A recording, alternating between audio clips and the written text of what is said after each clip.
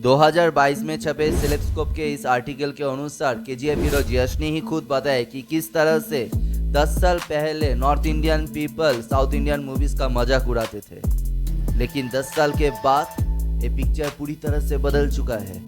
कैसे south Indian film industry देश का एक डोमिनेंट फिल्म इंडस्ट्री के रूप में आगे बढ़ रहे हैं। 5-6 साल पहले बॉलीवुड जिस मुकाम पर था, कैसे उससे भी कम वक्त में ये साउथ इंडियन फिल्म इंडस्ट्री उससे भी ऊपर चले जा रहे हैं। आज इस वीडियो पर जाने की कोशिश करेंगे, लेकिन उससे पहले एज आई ऑलवेज से, जिन लोगों ने अभी तक इस चैनल को सब्सक्राइब नहीं किया है, जल्द से जल्द इस चैनल को सब्सक्राइब कर दीजिए और जो बेल आइकन है उसको भी क्लिक कर दीजिए, ताकि इस चैनल पर अपलोड किए जाने पर हर एक नोटिफिकेशन जल्द से जल्द आप लोगों तक पहुंच जाए।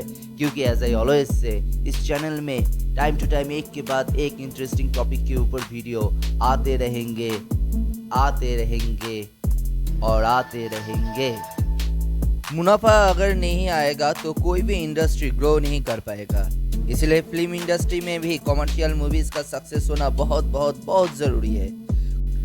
In fact let 1940s too early 1960s को हिंदी सिनेमा का गोल्डन एज कहा जाता है। इस समय एक के बाद एक बेहतरीन फिल्म में, जैसे कि पैसा, कागज के फूल, श्री 420 जैसे बहुत सारे ऐसे फिल्म आए जो पूरे वर्ल्ड में इंडिया को रिप्रेजेंट किया। इनफैक्ट 1957 में रिलीज हुए मदर इंडिया भारत का पहला मूवी था जो एकेडमी अवार्ड में बेस्ट फॉरेन मूवी की कैटेगरी में नॉमिनेट हुए। बस कुछ वोट की वजह से वो फिल्म जीत नहीं पाए। इसके बाद आए 70s का दौर और सामने आया the angry young man Amitabh Bachchan. किसी के पीछे नहीं खड़े होते, जहाँ खड़े हो जाते हैं लाइन वहीं से शुरू होती है। नंबरदार। उस समय अमिताभ बच्चन, राजेश खन्ना, धर्मेंद्र, इन सभी लोगों ने मिलकर पूरे भारत के जनता के दिलों पर राज किए थे। 1983 के एक रिपोर्ट के अनुसार उस समय बॉलीवुड का एनुअल रेवेन्यू था लगभग 700 करोड़ रुपए, जो कि अगर आज के दिन के हिसाब से अगर देखें तो फिर वो होगा मिनिमम 13,000 करोड़ रुपीस। 1988 में रिलीज हुए कयामत से कयामत तक मूवी के साथ हिंदी सिनेमा में शुरू हुआ रोमांटिक एरा। इसके बाद एक के बाद एक मूवीज लाइक मैंने प्यार किया, बाजीगर, दिल वाले दुल्हनिया ले जाएंगे, दिल तो पागल है, कुछ कुछ होता है के साथ सामने आते हैं हीरोज लाइक शाहरुख खान, आमिर खान, सलमान खान, और इन लोगों से इंडस्ट्री में एक के बाद एक ब्लॉकबस्टर हिट आ रहा था। इनफैक्ट 2008 में रिलीज हुए गजनी देश का पहला मूवी था जिसने सिर्फ इंडिया में ही 100 करोड़ का बिजनेस किया और 100 crore club, that famous 100 crore club का फॉर्म किया। यहाँ पर और एक इंटरेस्टिंग इन्फॉर्मेशन मैं देना चाहूँगा। मिथुन चक्रवर्ती का 1982 में रिलीज हुआ डिस्को डांसर था पहला इंडियन मूवी जिसने वर्ल्ड वाइड 100 करोड़ का कमाई किया था। उसके बाद जंप टू 2016, उस साल एक मूवी आते हैं दंगल, जो कि फर्स्ट इंडियन मूवी होते हैं जिसने वर्ल्ड वाइड 2000 करोड़ का कमाई किए थे। इनफैक्ट आज भी अगर हाईएस्ट ग्रोसिंग हिंदी मूवीज का लिस्ट देखे तो फिर सबसे पहले जिस मूवी का नाम आएगा वो है दंगल। लेकिन अगर आप लिखते हैं हाईएस्ट ग्रोसिंग इंडियन मूवीज तो फिर डोमेस्टिक लिस्ट में एक नंबर पे आएगा बाहुबली 2, केजीएफ चैप्टर 2 और आरआरआर। लेकिन क्या रीजन है जिसके वजह से साउथ इंडियन फिल्म इंडस्ट्री का इतना रैपिड ग्रोथ हो रहा है? आइए आज एक एक करके देखते हैं। 1995 में दिलवाले दुल्हनिया ले जाएंगे एक ब्लॉकबस्टर रोमांटिक मूवीज होते हैं और इसके बाद एक रोमांटिक मूवीज बनना स्टार्ट हो जाते हैं। संजय दत्त का 1992 में आए खलनायक क्या हिट हुए। संजय दत्त को मैक्सिमम टाइम अंडरवर्ल्ड डॉन या फिर किसी भी गुंडे का रोल मिलने लगे। शाहरुख खान एक वर्सेटाइल एक्टर है, लेकिन मैक्सिमम तौर पे उसको बस एक रोमांटिक एक्टर के रूप में ही देखा गया है। 2001 में लगान के सक्सेस के बाद एक स्पोर्ट्स मूवी बनने लगे, जैसे कि चक दे इंडिया, काई पोचे, बायोपिक्स और MS धोनी और ऐसे बहुत सारे हैं। मतलब बॉलीवुड जब बिना रिस्क लिए सेम ट्रैक फॉलो कर रहे थे, तब साउथ मूवी एक के बाद एक एक्सपेरिमेंटल मूवी बना रहे थे, जैसे कि बादशाह, जेंटलमैन, तालाबती, कादलन, अब्बाई सनमुगी, बहुत सारे नाम हैं।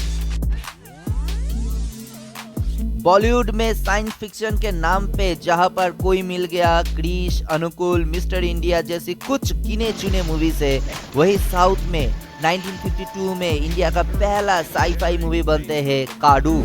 इसके बाद 1963 में कलायार्सी, 1965 में दोरी कीते दोंगालू और 1991 में तेलुगु मूवी आदित्य 369 इंडिया का पहला टाइम ट्रैवल मूवी था। और करेंट टाइम में रोबोट 2.1, अंतरिक्षम जैसे काफी सारे साई-फाई फिल्में साउथ इंडस्ट्री में बन चुके हैं। तेलुगु फिल्म इंडस्ट्री देश का पहला फिल्म इंडस्ट्री है जिसने VFX टेक्नोलॉजी को देश में इंट्रोड्यूस किया और 1957 में रिलीज हुए तेलुगु मूवी माया बाजार इंडिया का पहला मूवी होते हैं जिसमें VFX को यूज किया जाते हैं। और इसके ऑलमोस्ट 41 साल के बाद 1998 में अजय देवगन और काजल का मूवी प्यार तो होना ही था फर्स्ट बॉलीवुड मूवी होते हैं जिसमें VFX का यूज किया जाता है। इनफैक्ट 2014 में रिलीज हुए रजनीकांत का मूवी कोच्चा दाइया होते हैं देश का पहला मूवी जिसमें फोटो रियलिस्टिक मोशन कैप्चर यानी कि कंप्यूटर जनरेटेड इमेजरी और CGI का यूज किया गया था। और अगर 3D मूवी के बारे में बात करें तो फिर 1984 में रिलीज हुए एक मलयालम मूवी है जिसका नाम था माय डियर कुट्टी चातन। वो होते हैं इंडिया का पहला 3D मूवी। और इस मूवी के 27 साल के बाद विक्रम भट्ट का मूवी हॉन्टेड होते हैं बॉलीवुड का पहला 3D मूवी। सो इससे काफी अच्छी तरह से देखा जा सकता है कि नए नए टेक्नोलॉजी को लेकर काम करने का जुनून, नए नए स्क्रिप्ट के ऊपर एक्सपेरिमेंट करने का जज्बा साउथ इंडियन फिल्म इंडस्ट्री में बॉलीवुड से बहुत गुना ज्यादा है। गूगल में best Indian music composer type करने पर जो लिस्ट आता है उस लिस्ट में सबसे पहले जिनका नाम रहता है वो है AR रहमान सर। इनके अलावा शंकर एहसान लॉय, युवन शंकर राजा, अमित त्रिवेदी, प्रीतम, जीवी प्रकाश कुमार, मतलब अनएंडिंग लिस्ट है। लेकिन जितने भी सारे नाम है उनमें से 80% कैप्चर करके रखे हैं साउथ इंडियन म्यूजिशियंस। और अभी रिसेंट टाइम में 2 म्यूजिशियंस का नाम तो स्पेशली मेंशन करना ही चाहिए। एक है मिस्टर MM किरवानी और दूसरे है Anirudh Ravichander. In fact commercial movies में मास म्यूजिक क्या होता है, मास BGM क्या होता है, इसका इंट्रोडक्शन अनिरुद्ध के म्यूजिक से ही देश को मिले हैं। ऐसे कितने सारे लोग हैं जिसने फेमस विक्रम का BGM नहीं सुना होगा। ऐसे कितने सारे लोग हैं जिसने रोलेक्स का द फेमस BGM नहीं सुना है और the intro music of master को भी नहीं सुना है। और अभी तो रिसेंट टाइम में जवान का जो BGM है और उसका जो सॉन्ग है वो काफी हद तक फेमस हो चुका है। इनफैक्ट ऐसी बहुत सारी मूवीज है जो कि स्टोरी वाइज काफी एवरेज है, लेकिन बैकग्राउंड में जब अनिरुद्ध का म्यूजिक आते हैं वो उस मूवी का स्टैंडर्ड काफी हद तक एलिवेट कर देते हैं। A hero must be distinct from the commoners, and that aura must be carried both in real life and in real life. They should be the true love inspiration for all the commoners, which would leave them with awe. आज के दिनों में internet पे south industry का hero का यही inspiring अवतार circulate हो रहा है। लेकिन दूसरी तरफ Bollywood heroes are caught maximum times in doing parties, coming out of the parties being drunk and flaunting nepotism. हालांकि साउथ इंडस्ट्री में नेपोटिज्म का ग्राउंड बॉलीवुड से भी काफी हद तक स्ट्रॉन्ग है, लेकिन फिर भी साउथ इंडस्ट्री के हीरोज का humble submission towards their fan in heroes को फैन के आंखों का तारा बना देते हैं। इनफैक्ट टीवी पर जब से साउथ मूवीज का डब्ड वर्जन दिखाना स्टार्ट हुआ तभी से एक्चुअली साउथ इंडस्ट्री का डेवलपमेंट स्टार्ट हुए। लोग साउथ के इलॉजिकल एक्शन का मजाक उड़ाने लगे। स्टोरीज कंप्लीटली मसला मैजिक होने पर लोगों का बेस्ट पास टाइम कंपेनियन होते हैं यही साउथ इंडियन मूवीज। और फिर आता है कोरोना एंड लॉकडाउन और तब शुरू हुआ OTT का जमाना। और यहाँ पर लोगों ने एक से बढ़कर एक गुड कंटेंट साउथ मूवीज को देखा और साउथ मूवीज को लेकर जो परसेप्शन था वो भी कम्प्लीटली बदलने लगे। लॉकडाउन के बाद मूवी टिकट्स का प्राइस काफी हद तक बढ़ चुके थे। तब से पहले तो लोगों का थिएटर हॉल में जाने का इंटरेस्ट कम होने लगे और अगर जाते भी है तो फिर उस फिल्म के कंटेंट को जांच कर फिर जाने लगे।